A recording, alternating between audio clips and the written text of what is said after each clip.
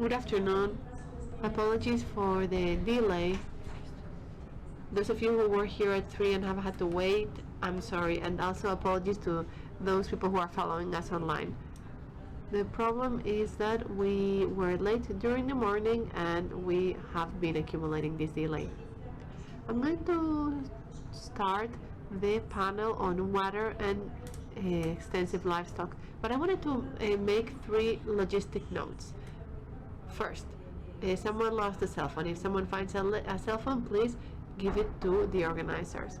On the other hand, for those of you who just arrived, there's interpretation. Some of the presentations will be in English, so if you need your headphones outside, please get the cell phones and you will be able to have interpretation. So without any further ado, I'm going to introduce myself and we are going to start the water panel. My name is Patricia Mora. I'm the director of Innovación Ambiental, Gestión Ambiental. It's a company that is headquartered in Extremadura, but thanks to remote work, part of our workers are in different parts of Spain and Portugal. We have been present in different activities, but the one that we have paid more attention are the water projects. I'm going to tell you about our pilot projects on water. So I'm going to devote a few minutes to tell you why we are talking about water in this Congress, and I will also tell you about what we have done in the Live Adapt project on water, how far we have gotten in the field of water. We are going to talk about governance, about the problems that farmers have, good practices, training, and our pilots. A few facts. These are very general facts, very generic. They may even be outdated because they are from last year. As you know, probably things are worse this year.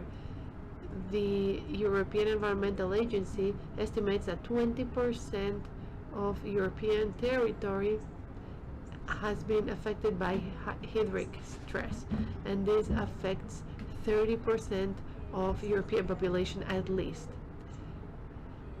It is considered that drought periods can cost around 9 billion euro. That's just an approximate figure because this doesn't take into account the damages to natural ecosystems and other services connected to water. In Southern Europe, the situation, as you know, is worse because there's a high seasonality, there's high peak demand in the summer, and the situation where agricultural and urban pressure for uses like tourism aggravate the water scarcity.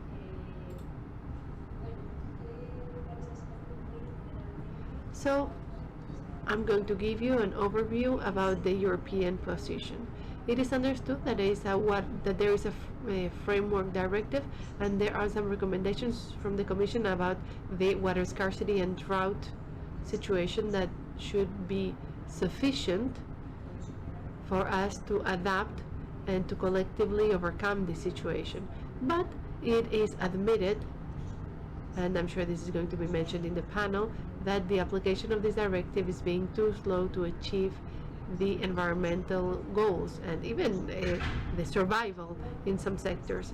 On the other hand, we also have the European Strategy for Climate Change Adaptation. It's another tool that was created on 2021, and this could give response. It would be an interesting mechanism to respond to some of the challenges. So what is included in this strategy? This strategy was created coinciding with the recovery funds, the next gen funds.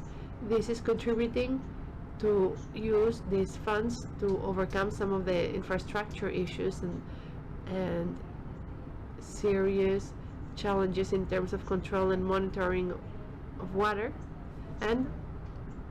But in general, the strategy just gives like very broad principles. So I hope that during this panel we can elaborate on the specificity of the livestock, extensive livestock sector, and what we can do for the future. It talks about preventing and eradicating pollution, a sustainable use of water, protecting the water, the aquatic means, avoid flooding and drought problems. But as you know, this is not enough. What are the solutions mentioned? Well, trying to protect water sources and the ecosystems that sustain it, modifying structures and governance structures and principles. And when I talk about governance, I'm talking about institutions and how decisions are made when it comes to water. The promotion of recovery and reuse and saving of water in all sectors, not only in the sectors that are more obvious. Reinforcing farming resilient systems. This is something that we have tried to do in our project. We also see that it's important to improve storage infrastructures, not only for livestock but also for humans. So what happened with this Livestock? We started in 2017.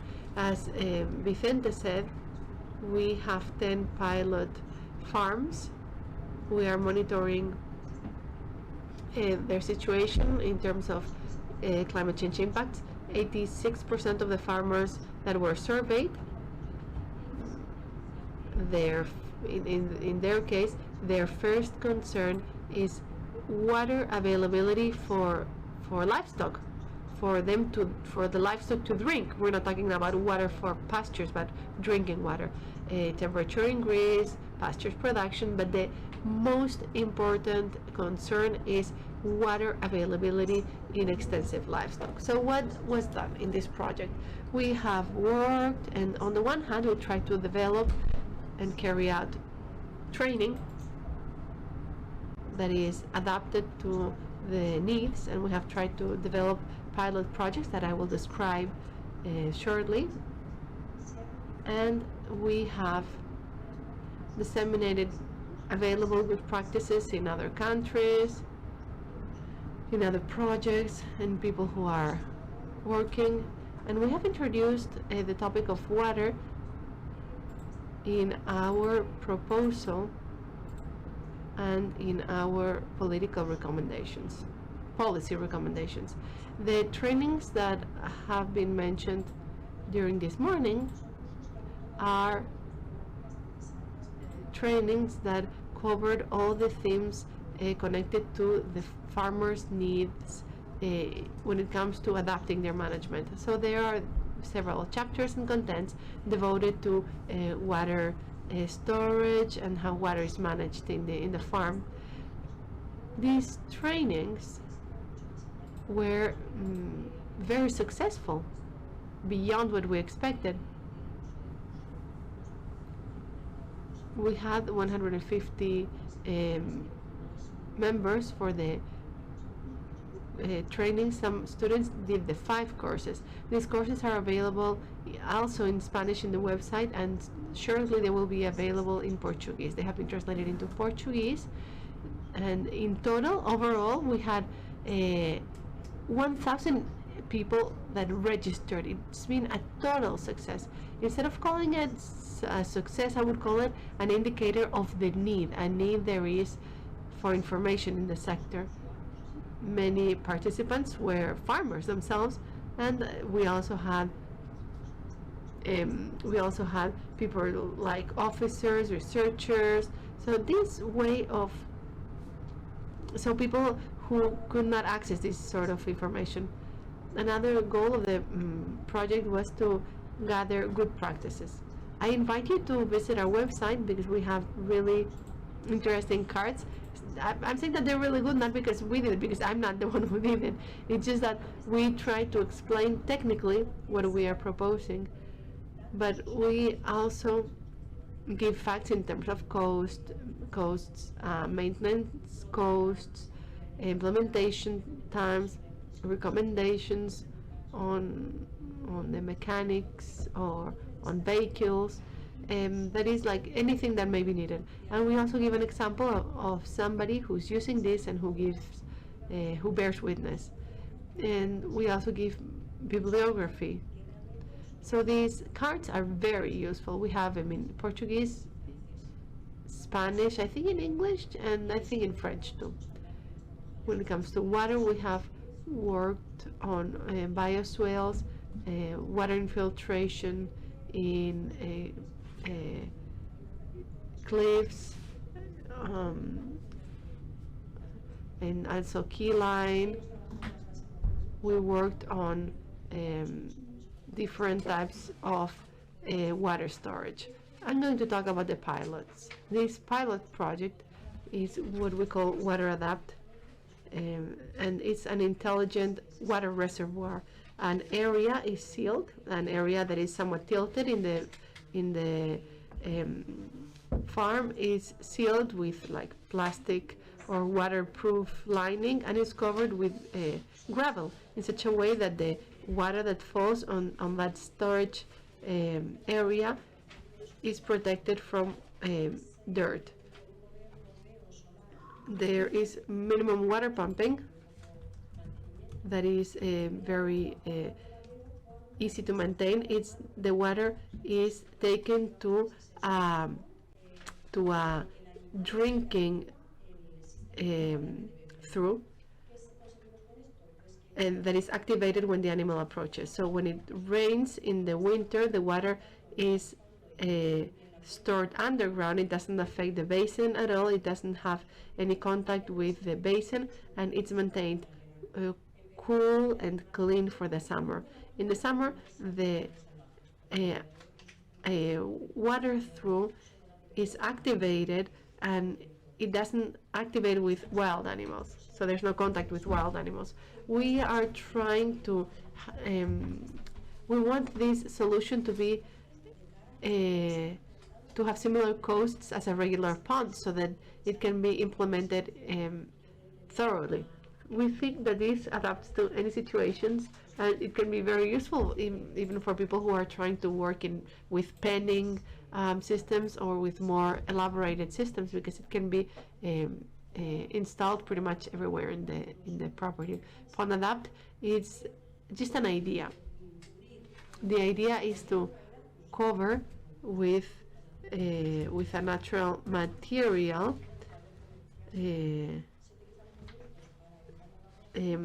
with cork oats, and the idea is to avoid evaporation. It doesn't affect micro wildlife, and there's no leaching. There may be some turbidity in the beginning, but there's no issue. I'm going to tell you about this. Well, if you have any question, you can ask them when we have the Q&A session. We are going to hear Rafael Muñoz from one of our pilot farms. He's from around here. He's from the area, and he will tell us about hydric stress and extensive livestock in his experience. Then we will have Francisco Javier Luisea from the Hydrographic Confederation of the Guadiana. He responded with very short notice, so thank you very much, and he will tell us about livestock uses in the Guadiana Basin, where the pedroches are located. Then we will have Jose Maria Martin Cibantos from the University of Granada, who will tell us about his experience in Mediterranean areas, water and social cohesion. And then we will have Carmen Vendala, who will tell us about her experience. She's a member of Ganaderas en Red, Farmers Connected. And when you tell people that we have such a strong network of farmers, of women farmers, people just have a hard time believing it. She'll tell us about water scarcity. Here, what we're talking about is water scarcity. We're not going to talk so much about water quality, because water scarcity is a bigger priority. And then we have Nuña Hernández Mora from the University of Seville, who's going to tell us about a very interesting experience that they're developing here. And she'll tell us about governance and water policy in the context of scarcity and droughts. You can tell us about your project, and that's what we want to hear. So please take a look at our website. We have everything there. we are going to try to explain things really briefly, but we want to ask you to make the effort to access the website, because we have produced many things in this project. And apologies for extending myself for too long.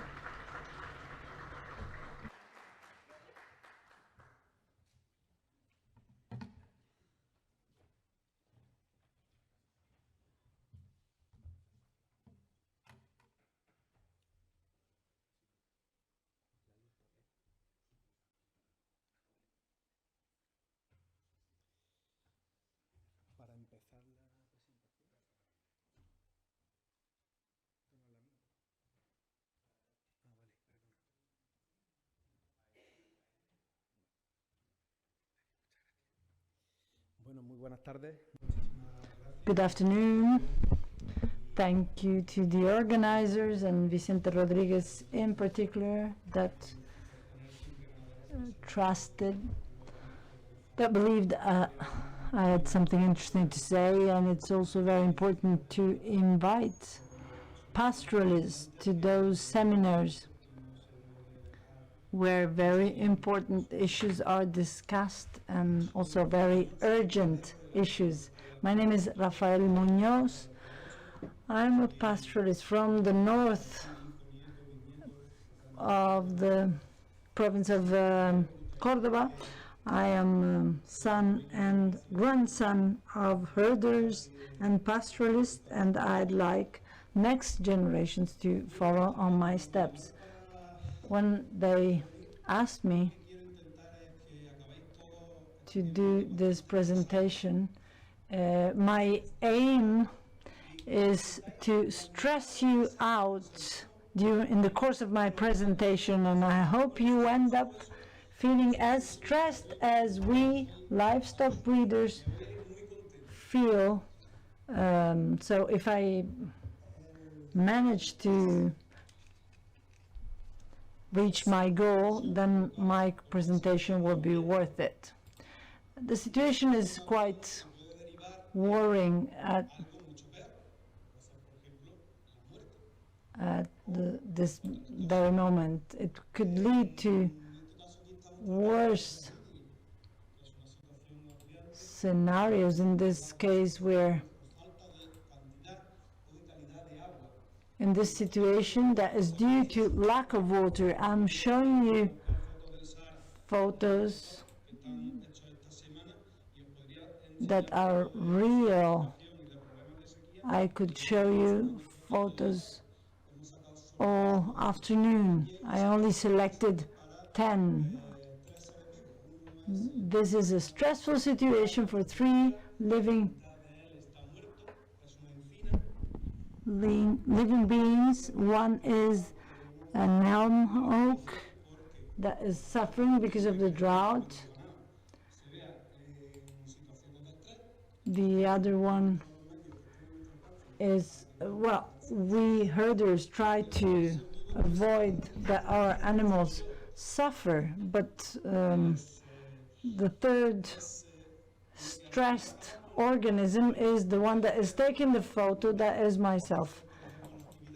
We are in a situation in which we might abandon this activity, which is very possible and likely. We feel this stress because on many occasions we have a hard time continuing our activity, because this emotional stress that we experience is the most relevant for me.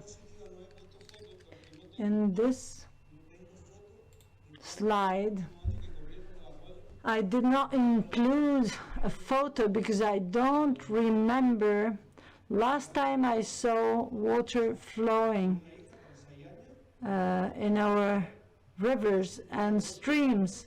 I have a 6-year-old daughter that has never seen a stream with abundant water flowing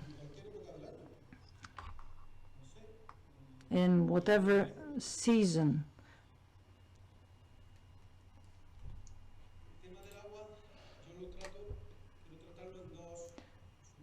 And then I'd like to talk about water in its double facets. Well, first of all, quantity and then quality. As far as quantity is concerned, since we're talking about extensive livestock, I'd like to ask what is the water demand of, how can we estimate the water demand of livestock breeding, extensive livestock breeding? We all know water use of different crops, maybe 60, 70 liters per hectare. Based on my personal experience, maybe up to 75 liters per hectare in very high demanding, in more demanding situations. So do you think that we should be going through what we're going through just with such a reduced water use? And we could ask ourselves, what is the water demand of, or the water per hectare water use of olive groves or intensive olive groves? So shall we give priority to super intensive and intensive olive groves, or shall we give it to extensive livestock breeding that only uses 75 liters? We should relate this water requirement with the economic benefits it generates. I'm not going against olive groves. I have many friends that are farmers and own olive groves, but possibly the impact of intensive olive groves, the economic impact is very positive, but there are other sectors. We should have a look at the benefits of extensive livestock breeding. So this would yield a number that would probably place livestock breeders in a higher position as far as priority. And then when we talk about water quality, I also don't have good news. These are the results of a test of a water quality of a well close to an animal farm, and here we can see the concentration of coliforms, nitrates. Then we even detect the presence of Clostridium. Therefore, the water we're using is of very bad quality. I've written this text because I think it should be kept in mind, taken in consideration. I don't have objective data. Animal farmers know it. The month of May is not the month of flowers. We don't have blooming flowers. We only have stubble, and in the month of September or October, we're still in the 30s as far as temperature. That is to say, we're all getting used to this climate change.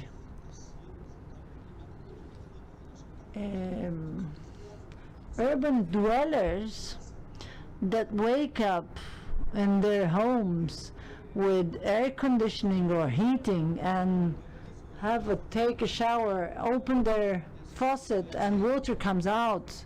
It has always been like that. Nothing has changed. He will get in a car, drive at an air-conditioned temperature, go to his office, go to the supermarket, go to bed, and then get up and get on a bus that is always at 20, 324 degrees, that person will never realize we're going through climate change. But what is clear for me is that we're living in an unsustainable way. And in particular, with what refers to water, it is very possible that we have just crossed the border and that we won't be able to go back. When we get our water bill in our mailbox, we don't generally pay much attention to it. How much does water cost? For me, the water is one of the most valuable assets. And when I had a look at my water bill, I calculated the per liter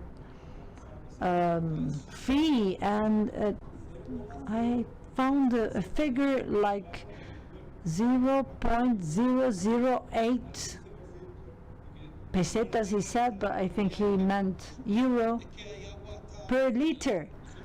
That's not reasonable in a situation in which there are water reserves. We have water reserves only until the month of January. That was the news we read a few days ago. Water is practically free, so the general public doesn't really value water as they should. And we manage water like in a way that makes us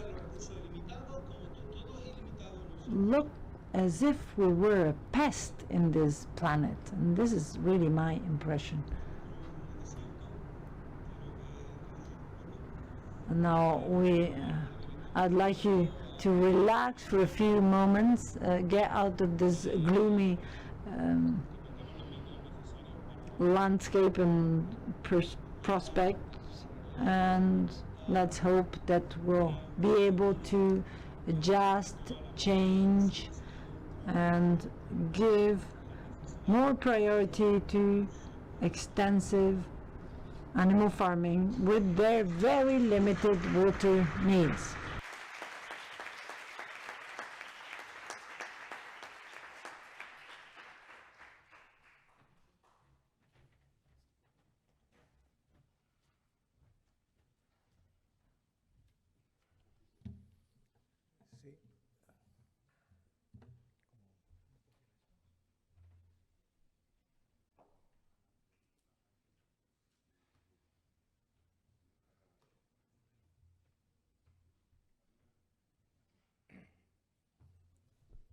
Se me oye, ¿no? Sí. Bueno, ante todo, primero dar las gracias al Thank you. First of all, I'd like to thank the organizers of this conference and the opportunity of participating.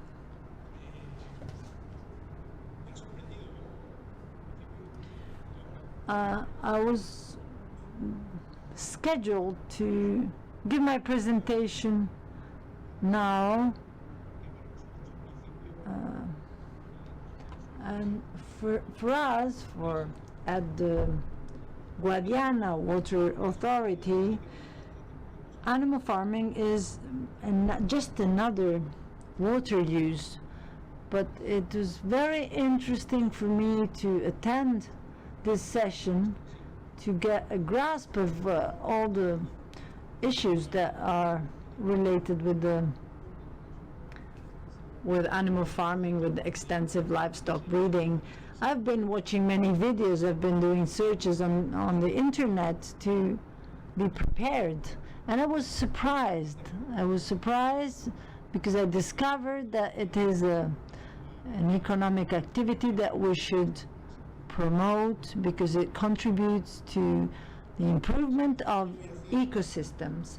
So the presentation that I'm going to give is concerning the water requirements that are assigned to livestock in the water planning documents.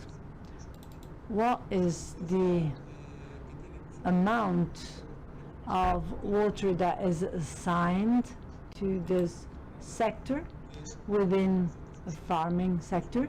Then I will talk about one of the most pressing problems in our basin, which is diffuse pollution. And then I will refer to the measures that have been proposed by the Guadiana Basin Water Management Plan, because we want livestock breeding to be sustainable. One of the objectives of water planning is making water use sustainable. That means that it is in line with the water availability of the basin. In order to guarantee that demands are met, we need to quantify them,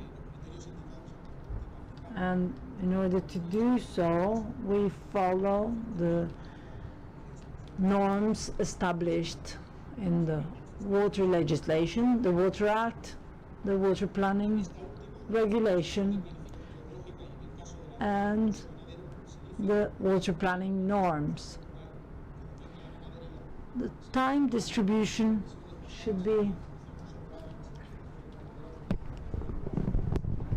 based on the norms that are established in the water legislation and taking into account heads of cattle that are present in the basin. We have considered head count of cattle, and to estimate the size of the different flocks, we have used the data coming from the inventory of each province. We have retained the estimates that were included in the previous water management plan, that in turn was based on the Capri model that considered the interannual growth rate of head count. And this was compared with the estimates of the third cycle of water planning. Based on this methodology, you can see here in red what is the water requirement, the current water requirement in 2021.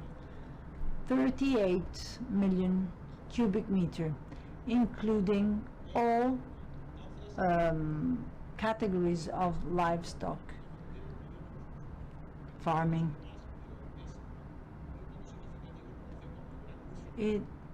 This water requirement is not very significant if we compare it with irrigation farming that requires about 2,500 million cubic meter. If you want to get an idea, the Bernabeu football stadium is about 500,000 cubic meters. So a million cubic meters is about 2 football stadiums, and this is nothing compared with the 4,000 that are required by irrigation agriculture. Based on these data, for the year 2027, 22% increase is envisaged for the livestock sector. And this takes us to a figure that is below what had been estimated in the first round of water planning. In the second round, which is 43,38. 70% of this water, 73% of this water is surface water, and 27 comes from groundwater.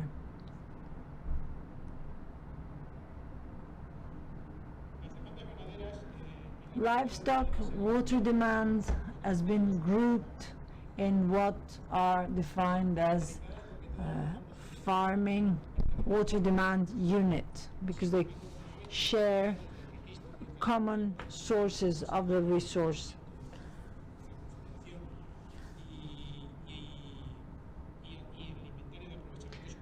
And based on the inventory of the Water Management Bureau of the Guadiana Water Authority, these 47 million cubic meters that have been assigned to livestock were assigned to 65 units. There is, here you can see Los Pedroches, that abstracts water from Guadalmes River. Based on the needs of the responsible authorities, in this case the regions, the region of Andalusia in this case, it is worth mentioning a reserve of water that was set up coming from La Colada Reservoir, and we are now waiting with the connection with La Sillera Reservoir, and that would yield 2.7 million cubic meters for livestock breeding. Those are all water requirements that are for extensive livestock breeding,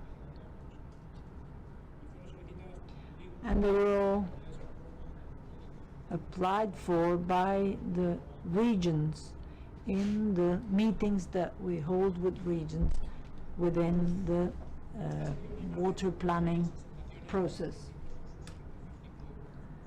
This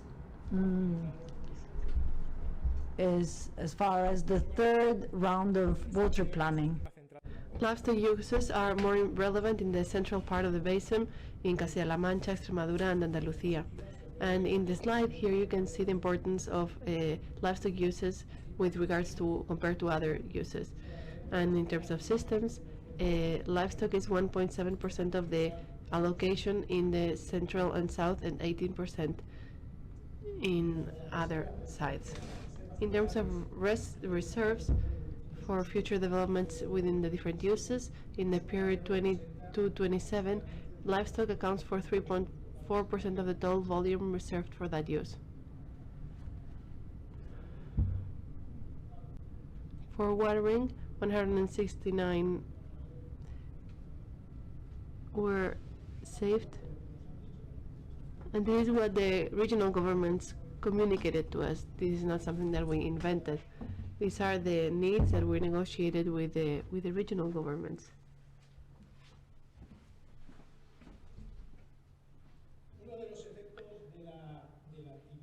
One of the outcomes of livestock activities is the pressure on water bodies, because it's a source of diffuse pollution and gives rise to an increase of nitrogen emissions. In this sense, the impact on surface waters is very high. Based on the analysis we carried out, most surface body masses in the Guadiana Basin are affected by the pressure due to livestock. Out of all diffuse sources, livestock activities are the second after farming or agricultural uses.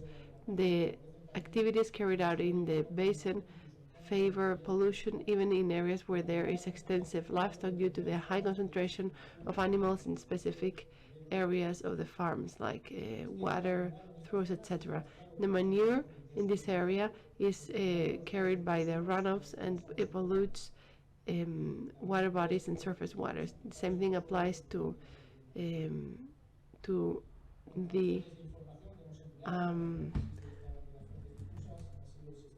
to slurries.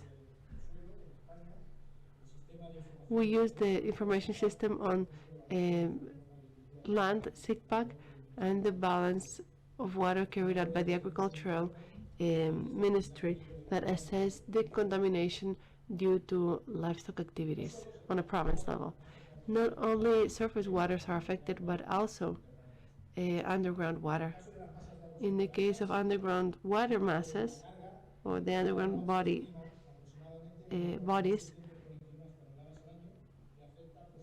it affects 100% of the underground bodies, underground water masses or bodies. Here we have the different figures on different parts.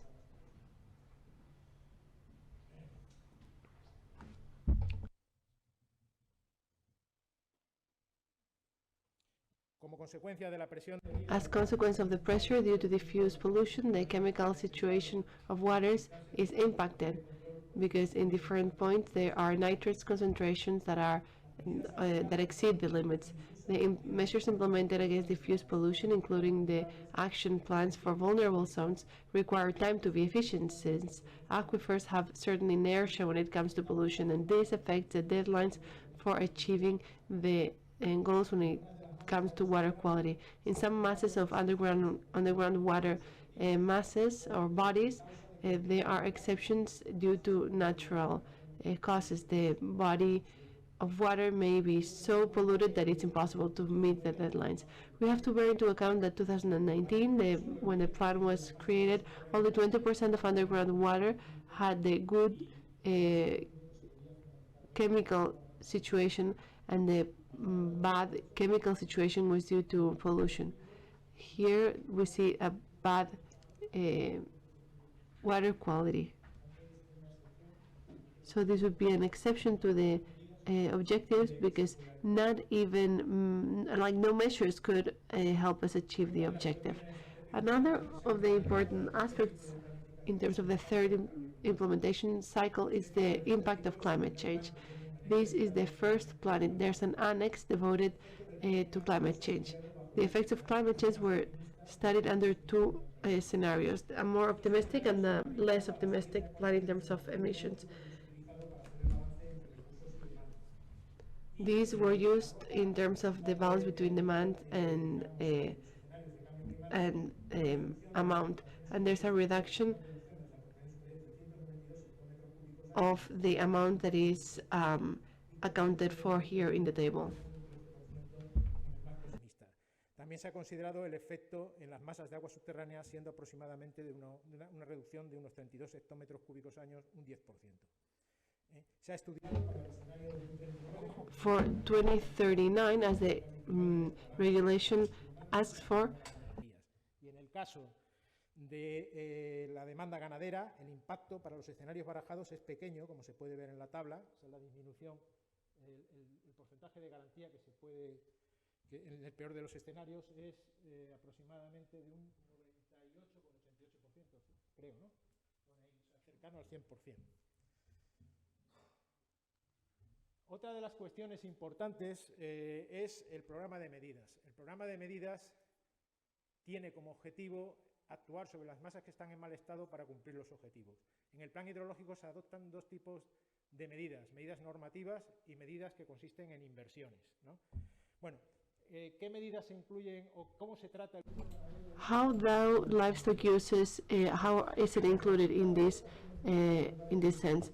There are several references, for example, when it comes to resource allocation. In Article 11, there's a mention on uses for allocation of uses.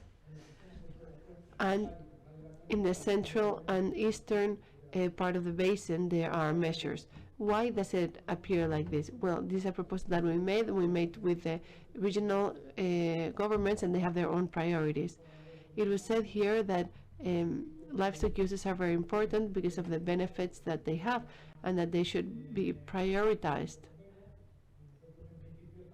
In principle, we are open to doing whatever the authorities tell us. Uses have priority, so when it comes to allocation, that those uses have a priority depending on what the regional government says.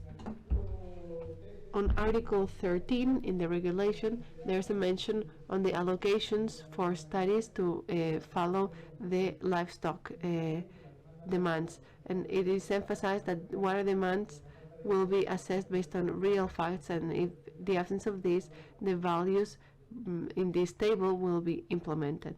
These are the unit allocations for the third cycle when it comes to study the requests.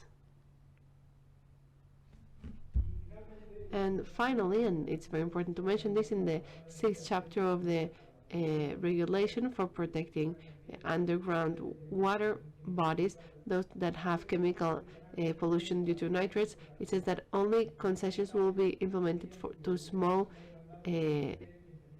farmings. For example, if there's a request saying that they need over 15,000 cubic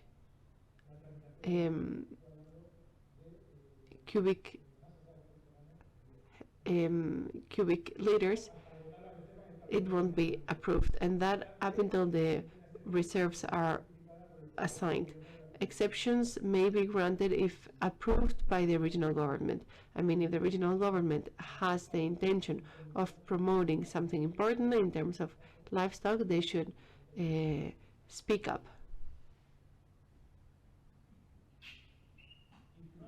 And finally, I wanted to wrap up by talking about the investments that have been budgeted to act on the pressures due to diffuse pollution as a source of agricultural, and more specifically animal farming. And these are measures by the regional governments, because these actions have been agreed with regional governments. For example, in the case of Extremadura, it appears on top. In the case of Extremadura, there are two specific measures related to the treatment of wastewater from farms. But in the rest of the regional governments, here we have Andalucía, and here we have Castilla-La Mancha, and there is nothing specified. Although no specific measures connected to animal farming have been connected, we understand that in the action plans on water pollution, the environmental problems arising from animal farming have to be addressed. If there's vulnerability, measures should be implemented to face the problems arising from that activity. That's all I wanted to say. Thank you very much.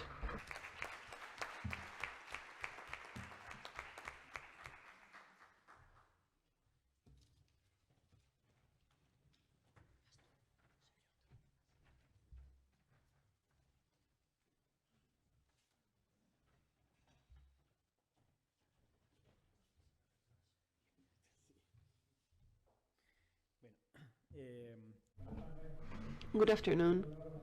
This is a really, really bad time to be making my presentation. I'm going to try to cheer you up, and we're going to talk about the past.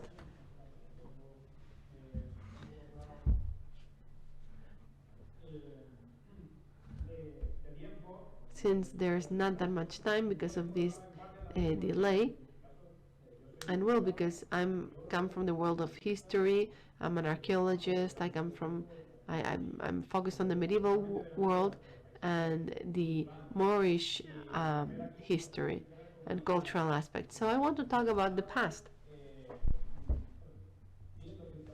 And we're going to study, or I'm going to talk about historic water management systems and irrigation systems. We're going to talk about water sowing and water harvesting when it comes to pastures and livestock keeping. So we're going to talk really briefly because I don't have much time. We're going to talk about the most outstanding work of what we have been doing with other colleagues in connection with artificial systems to recharge the aquifers in Sierra Nevada. And we're also going to talk about other aspects, always in connection with pastures. I'm not even going to elaborate on aspects connected to the supply for systems themselves, or underground water capture, or the water holes for animals that were very, very interesting and that date back to the 10th century. And I understood that I was called to come here to remind us how we can learn from the past to guarantee our future. And that's what we are trying to do when it comes to the uses, natural uses of water throughout time. But always thinking about the presence and thinking about communities, farmers and pastoralists who have been maintaining these cultural landscapes and who are the keepers of the knowledge of the governance systems and of all the knowledge that has evolved throughout centuries, systems that are sustainable and systems that have shown to be resilient. So we're going to briefly talk about careos. It's a specific type of system, and we're also going to talk about other elements that have been important historically for animal farming in social ecosystems, historic ecosystems, on water management, like cultivated forests, which would be, for example, the oak forests in Sierra Nevada, or the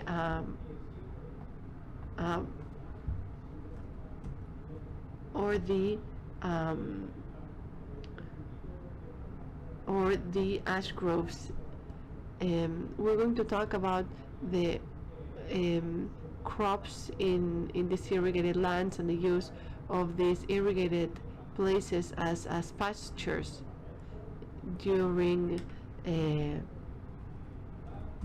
periods of fallow, and the irrigation of pastures. We're also going to talk about the irrigation of pastures. I'm just going to give some examples in Galicia, or the Valley of Po, or Salisbury, or Nuremberg, or the Bofedales areas in Chile or Peru, places that have been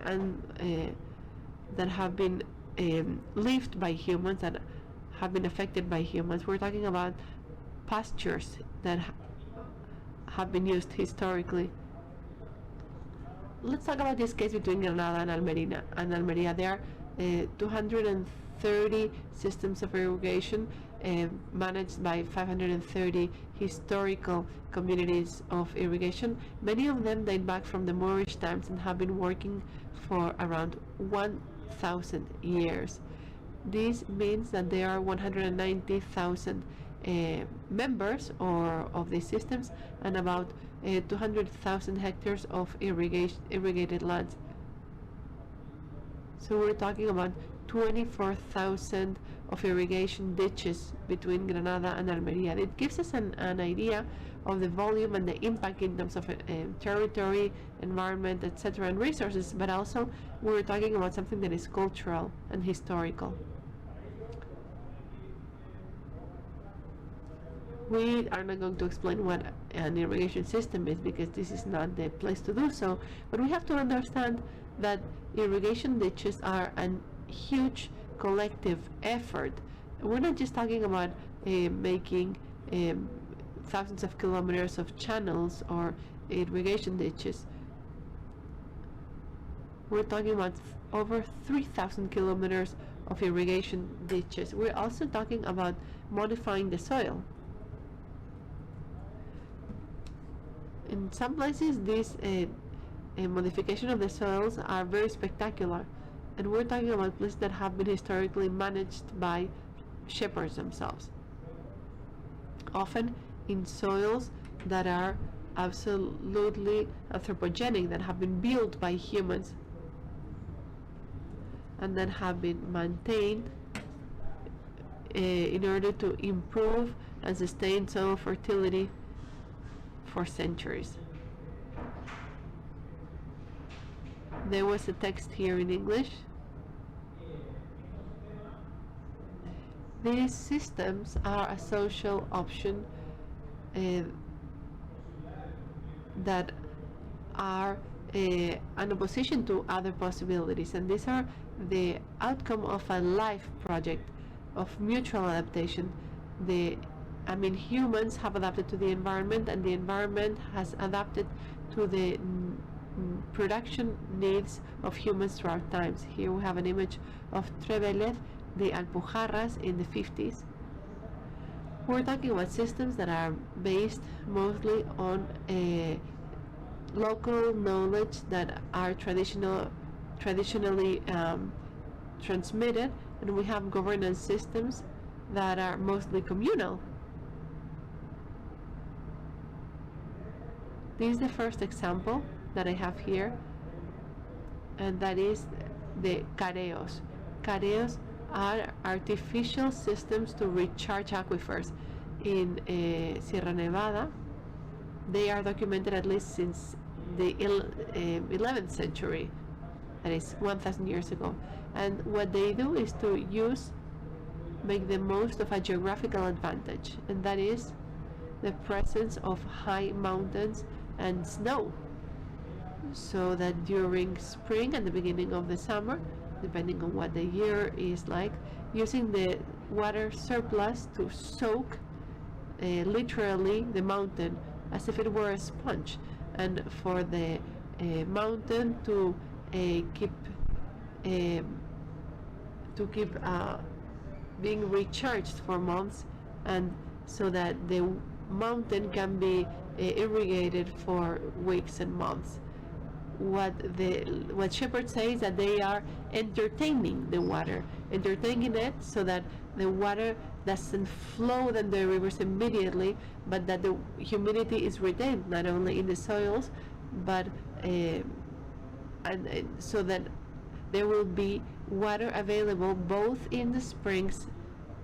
We're talking about water sowing and water harvesting. It's a really beautiful term that we have borrowed from Latin America. In Latin America, they have the same technology, the same artifacts, the same practices, and in most cases there hasn't been any cultural connection. Their systems in Latin America are they date back from pre-Hispanic times, and sometimes they date back from before the Incas. These recharge systems there are different types of them. In this case, we're seeing the summit of Berchulez, which is a place where there are rock fractures and there's maximum water infiltration, and often these are connected to pastures. What they do is that they use useful soil, and we are convinced, and this is part of what we are studying through archaeological analysis. We are researching the contribution of humans, mostly shepherds, to the generation of fertile soil that has a higher water retention capacity. Here you have a scheme of how these careo systems work. This was carried out by the Geological and Mining Ministry in Spain. We work closely with them, as well as with the Sustainable Development Ministry. And here you have the effect of these careos in the mountain sides of Sierra Nevada in terms of pastures and water retention. Here we have the different ditches. As I was saying, these are spaces that have been communal traditionally, not only in terms of water management, but also because many of these spaces, like the Dehesa del Camalate, during the 19th century was turned into a particular dehesa It was publicly owned. Here we have one of the ditches and all the recharge space. We have the we see this prairie, these meadows here, and the animals, mostly cows, bullfighting bulls, and also sheep and goats. And here we have the village of Luro and the intensive irrigation system that is connected to the ditches. These are ancestral practices, and we have some memory of them, and we have very little documentation and very few testimonies of what life in the mountains was, the life in Sierra Nevada, in these huts, and other structures. Have I finished my 10 minutes? I'm gonna bring the example of the oak grove of Cañas. It's a protected space in Sierra Nevada, but it's a man-made forest. It's a forest that has been cultivated. Part of the territory was communal. It's municipal land now, but the ownership of the trees was separate from the ownership of the land. In this forest, you would have 500 pigs for 3 months to feed on acorns. And currently, these oaks don't yield any acorns because they are not cultivated anymore. These oaks are within an intensive cultivation system. So what we have here, it's the main ditch in Cañas. As I mentioned before, another element that is usually not taken into account is the cultivation of forage species that can complement, for example, corn,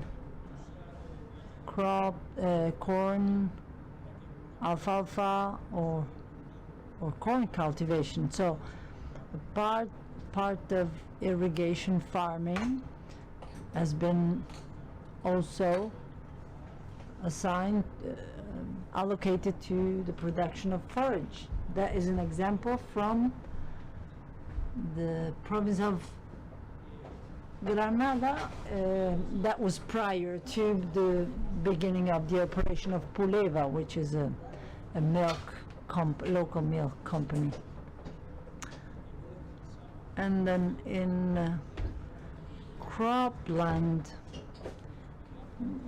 in which small domestic animals were also reared, we find examples of irrigation that was occasional irrigation, that was only of crops that were only irrigated when water was available, or the irrigation of pasture land. This is an example in the Parque del Ticino, in the surroundings of Milan.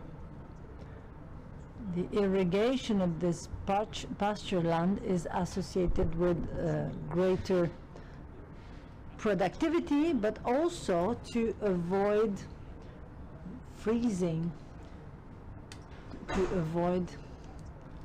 of pasture land.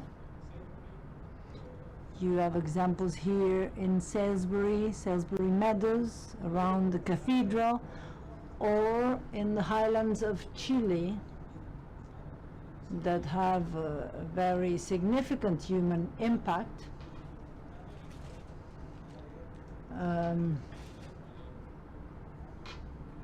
Where llamas are reared. Here we have a very small example of wetlands that were traditionally used as pasture.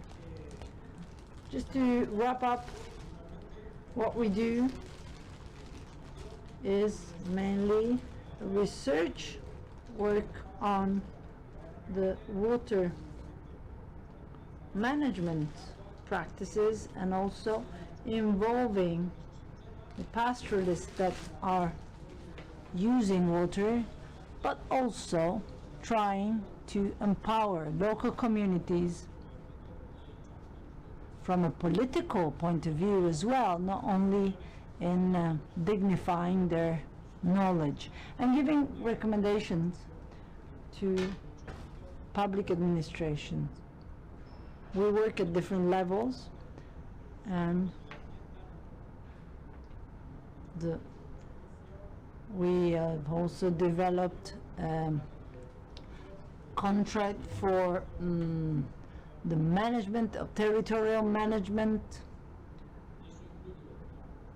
and stewardship, territorial stewardship. This is based on the associations, existing associations. There is a federation of irrigation farming communities in Andalusia, and we have recently created a federation of these communities in Cáceres. We're currently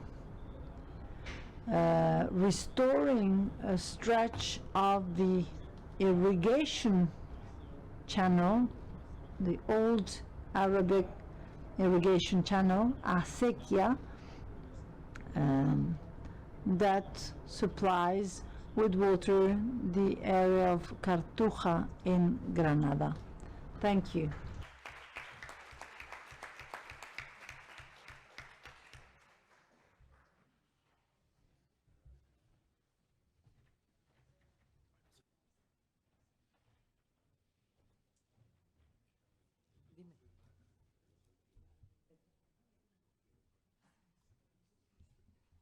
Lo intentaré. No te aseguro nada, pero lo intentaré. Mira, yo no he traído nada más que esa proyección, esa que le envié a... Bueno, me da igual, si no la tenéis... Ah, esa ya está. Sí. Nada, no tengo nada más que esa. Es el que voy a tener todo el tiempo. Venga, muchas gracias. Bueno, muchas gracias a todos por... Thank you. Thanks to everyone for the interest in listening to the contributions that livestock farmers have to make. I will try to stick to the 10 minutes that I have. I've just been asked to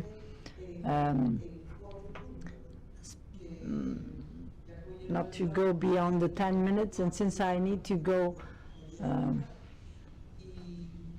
to the point, I'll try to focus on the 4 issues that I've included in this slide, and then I'll try to detail as much as possible the ones that I consider most interesting. I really appreciated the images of irrigation channels and green landscapes after this stressful scenario that our friend David showed us.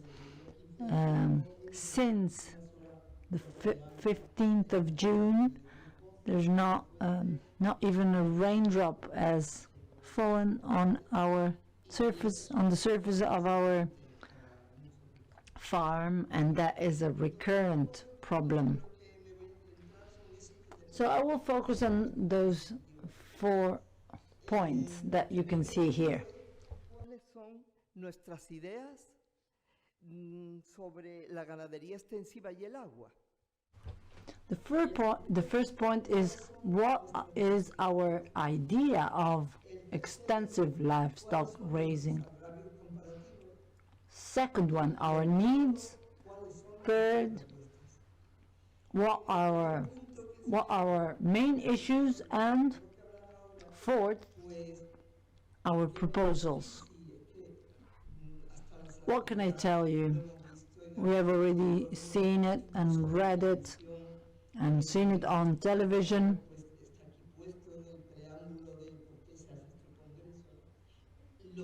It is even included in the preamble of the introduction of this seminar. All the benefits of extensive livestock breeding. Extensive livestock breeding should be considered as an activity of special social interest.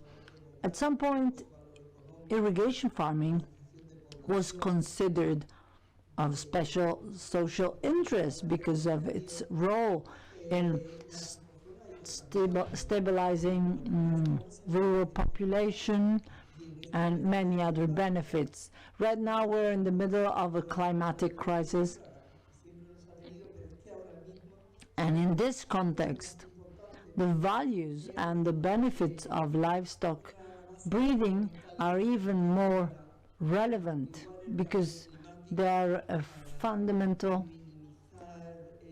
they're an essential means to capture carbon.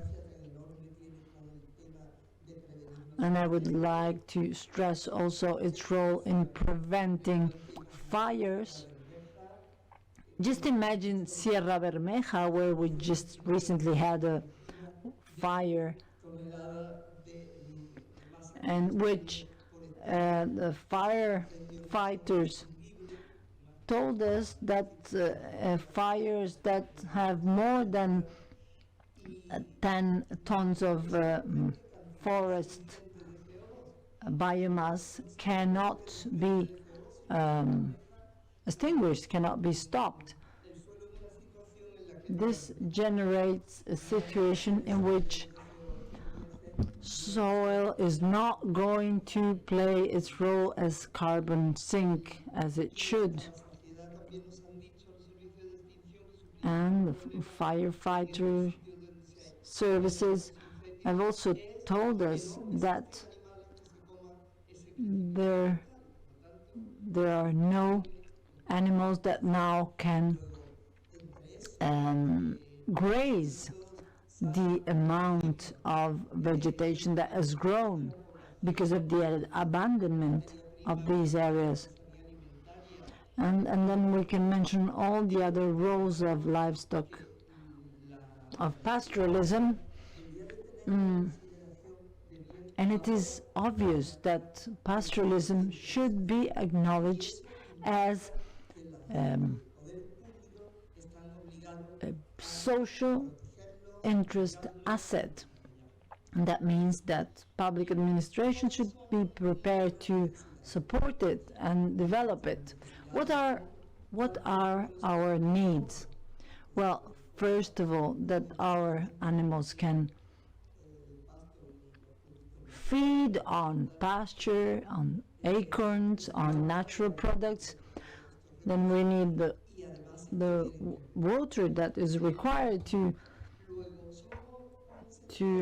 have all those resources, and the water for them to drink. In the current scenario, climate change scenario, rainfall has drastically decreased, and when we look back to 10 or 15 years ago, we immediately realize our territory has changed. So how much water does extensive animal farming require? As our colleague asked before, I've made some calculations based on my experience, because most of the data that we receive are based on intensive animal farming, because in extensive livestock breeding it is very difficult to obtain data. Let's suppose that we have a head of cattle per hectare, a cow or a pig or sheep. So we can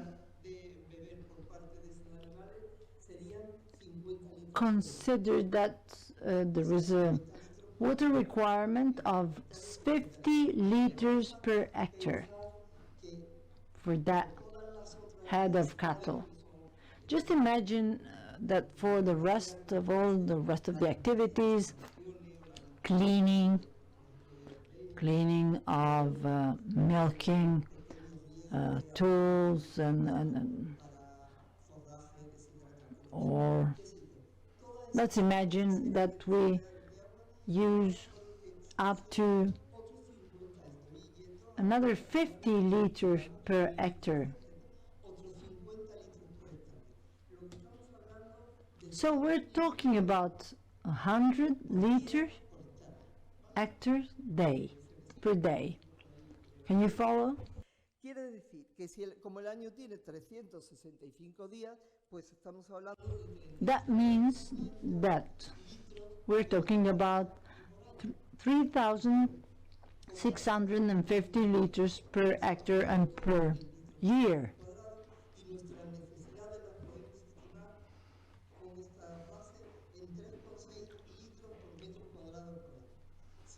So that would be 3.6 liter per year.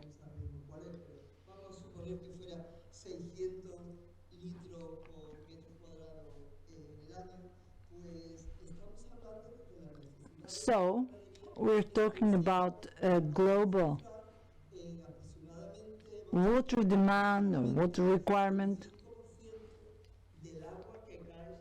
of about 5% of rainfall that we receive on our farms.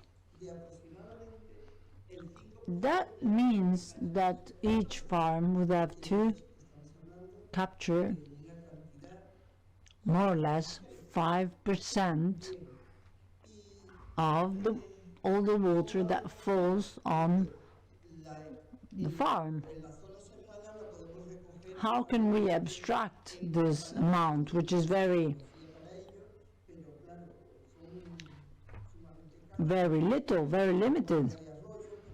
We can take it from ponds, from streams. For that we need a license. We could abstract it from wells.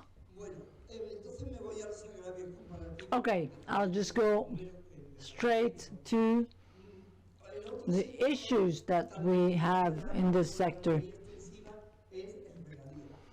There is another sector that is highly dependent on water, and that is obviously irrigation farming. In our area we have two reservoirs, El Pintado and Huesna reservoirs. We have no access to that water.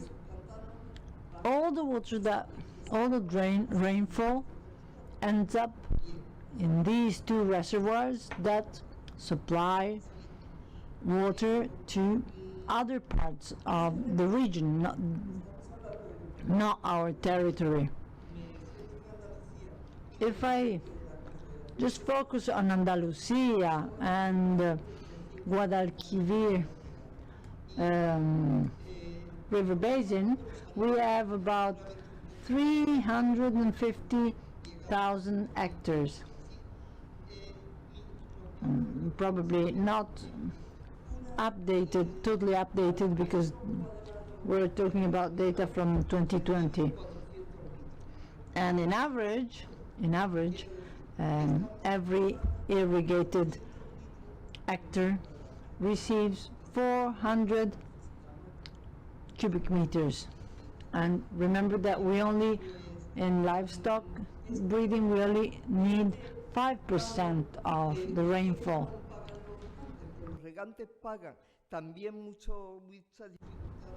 And what is the fee, the water fee that irrigation farmers pay?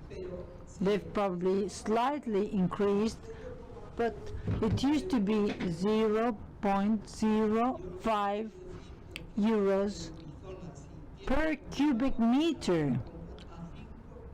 In my area, if you need to buy extra water for your livestock, you buy it for at least 5 euros per cubic meter.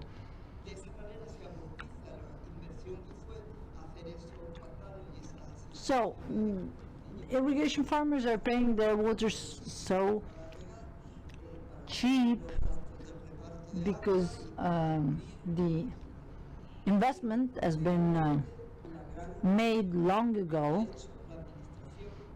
They're paying some amortization fees, but the majority of the investment was paid by public administration. And this is a comparative disadvantage that we're experiencing because we're not having our infrastructure paid by the administration, and the average cost of storage is about 100 euros to store 1 cubic meter of water. In the drought roundtable, you have representatives of trade unions and irrigation farmers, but you have no animal farmers, no livestock breeders is represented there.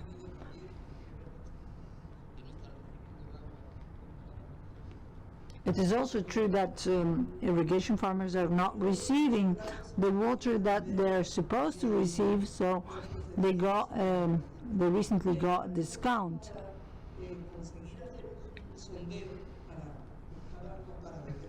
If we wanted to dig a well for additional water supply for our livestock, we would have to wait for 4-5 months until the Natural Park Authority grants the permit, and then the department that is in charge of giving authorizations for water well obstruction takes much longer than that.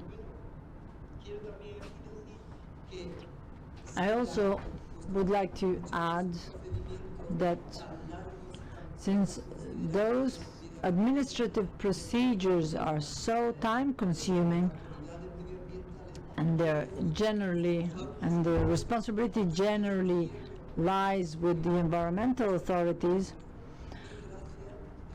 but if wildlife still exists in our area, where the natural park is, it's thanks to the fact that we have troughs from which they can drink. Now I only have the last part left, which is the fourth part concerning the proposals. I think that livestock rearing should be considered as a public interest, of social public interest, and a few essential measures should be taken. For example, funding for the infrastructure that guarantees the storage of water that we need.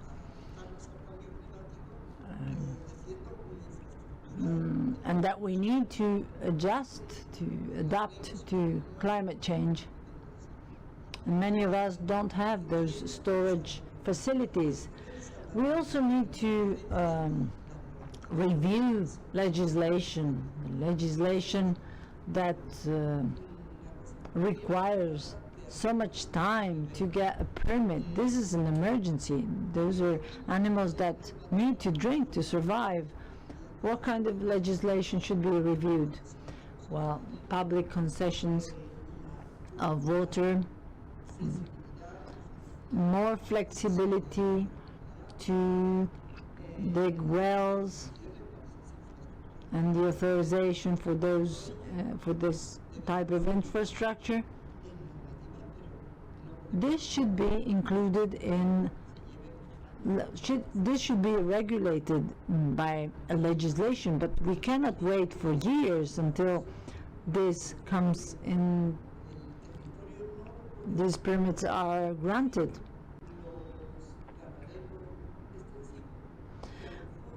We should bear in mind that our territories cannot be managed without the contribution of livestock grazers, breeders, and therefore we need the collaboration of pastoralists, and we need to come to an agreement so that we can live next to each other and thrive. Thank you.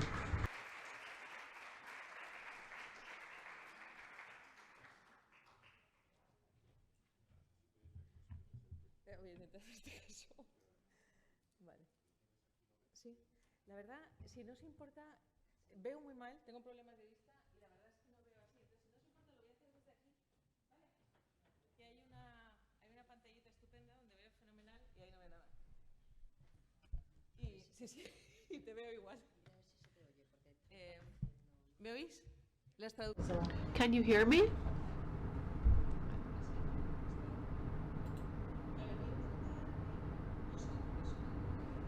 Like Francisco Javier, I come from the world of water. I landed recently in the world of livestock and I know very little. But my introduction was a recent project that we have been working in, which is the ISIS project. No tenía que ver necesariamente con el agua. El objetivo del proyecto es generar servicios climáticos y acción climática adaptada a las necesidades. The objective was to adapt to the users in different sectors and in different areas when there are climate risks. So the idea or the innovation of the project, this is a co-production process. That is, the idea is to talk to users since the beginning and see what their needs are, how they want the services and what they need for their uses or the management that they're doing in the territory. There are live laboratories, what used to be called case laboratories, but since there's a co-production, you are creating a working group since the beginning. These are called live laboratories, thinking that there are people and you are working with people. And we are working En la zona de en España, evidentemente, y no está. in Spain, obviously, and we are focusing on the live laboratory of Los Pedroches, which is the area where Rafael is located.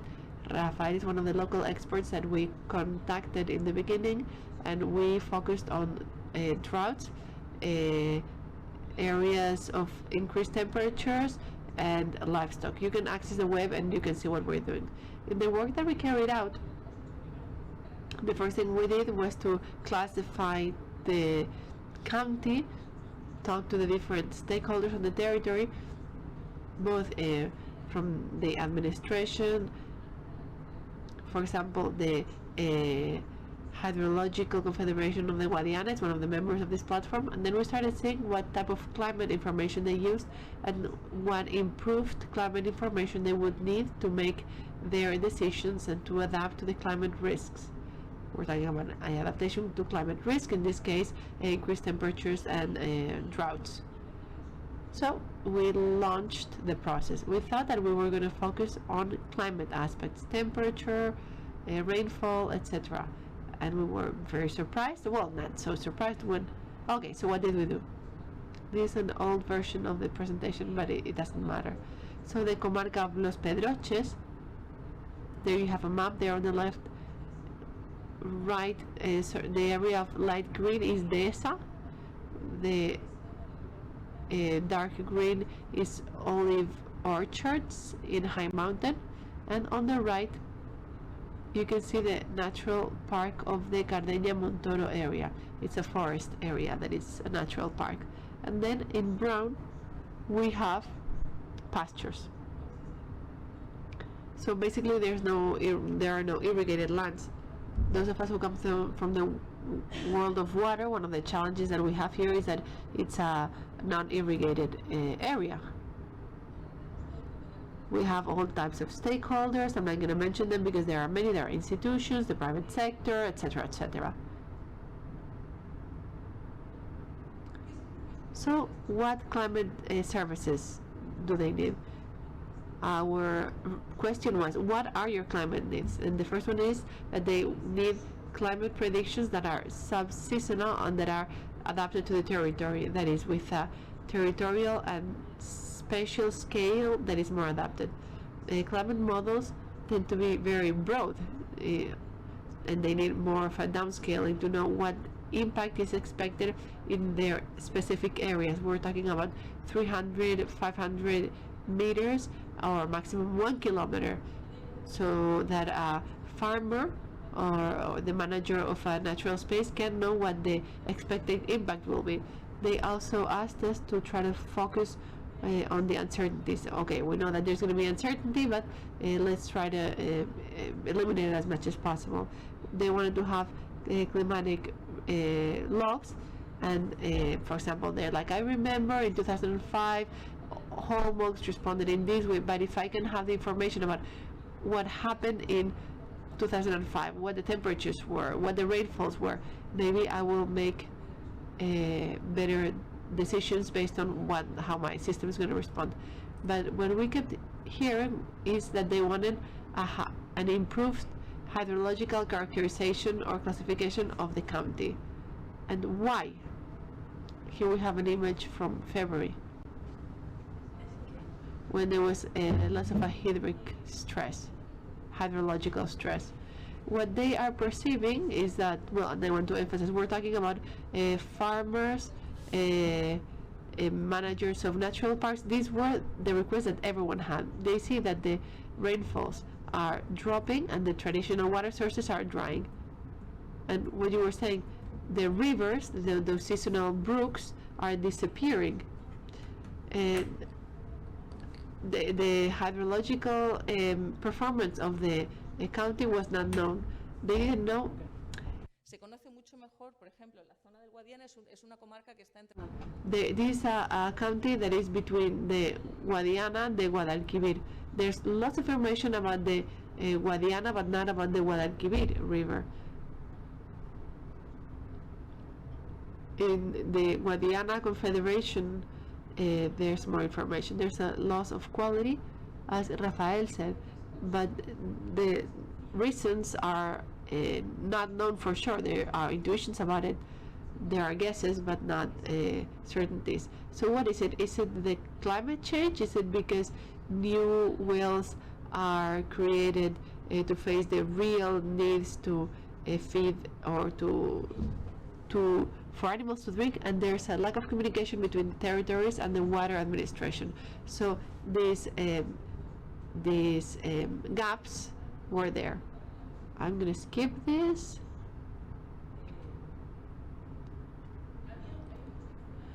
There is a lot of information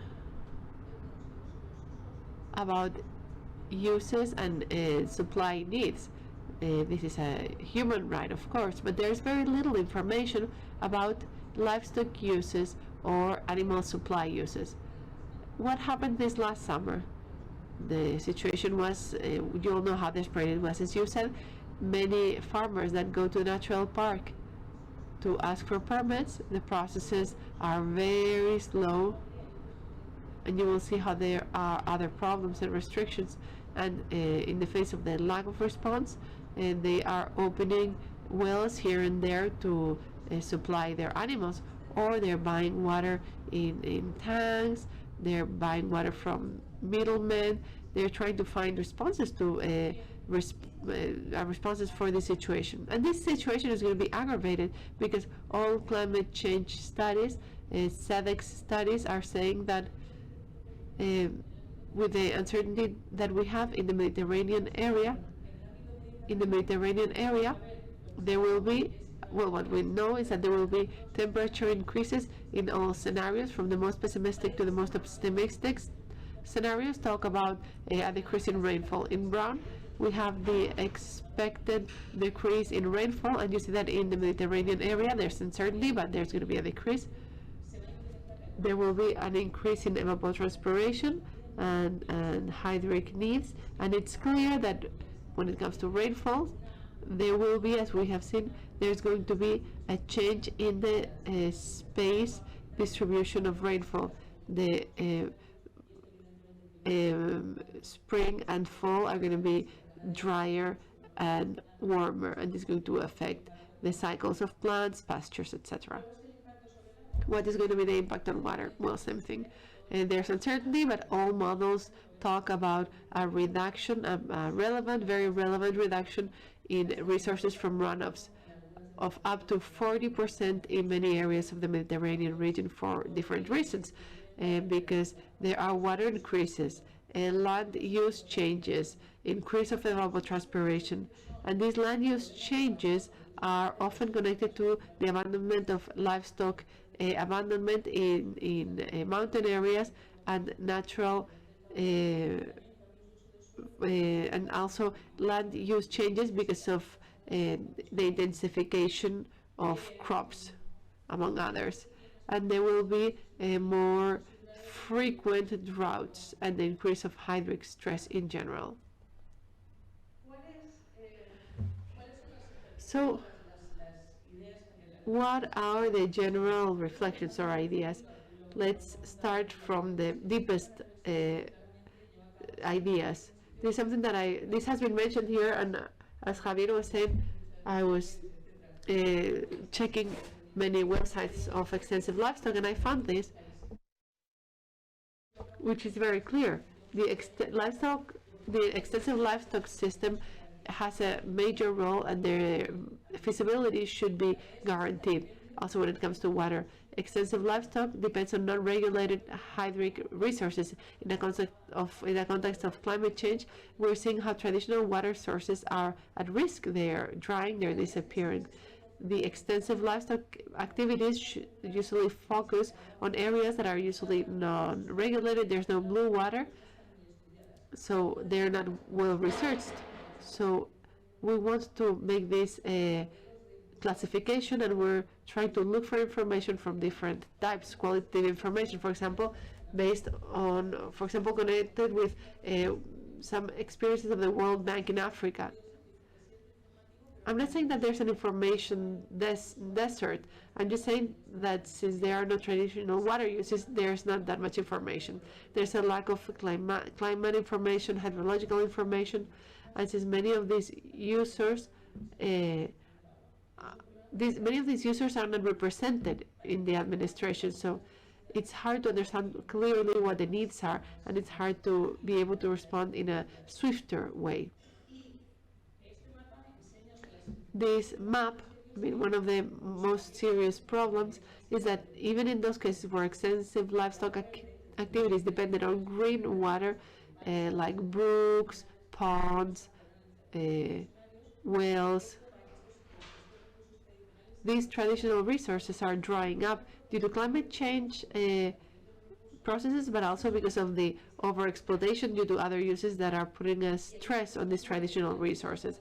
And here we're talking about the equity or equity in treatment, because Francisco Javier was telling us how they're trying to respond to the needs of the regional governments, and they are reserving uses for different needs. And I think something that would be very interesting would be to differentiate, because not all livestock activities are the same, and not all livestock activities has the same environmental, social, cultural relevance, and we should prioritize what type of livestock activities should be defended or supported. Because what is happening there on the right, we can see the way the hydric exploitation water in Spain, that is, how much extra water we are using beyond what we have. These are averages. I don't like averages, but it gives you an idea. Anything in orange is a high hydric stress. Over 40% of the resources are being used. In red, we see overexploitation, where beyond 100% is being extracted. And we see how much of the territory in Spain has hydric stress, which means that for these new uses that are happening, everything is covered. And as a society, we need to start talking clearly with the administrations and say, how are we going to respond to the needs of the users of this type of livestock activities. We're not talking about livestock in general. We're talking about this type of livestock activities that has this important role. In these climate change scenarios, these type of activities are having increasing problems to access water and basic resources. We're talking about very low uses. We saw that in the Guadiana. We're talking about 2,000 versus 8 cubic hectometers. How are we going to respond to these needs in places where new concessions cannot be granted? That is, all the water has been allocated. So how can we respond to these areas that are a priority? We should talk about livestock, a type of livestock activities that are social. And I think this is the key question that we should start responding to. Thank you very much.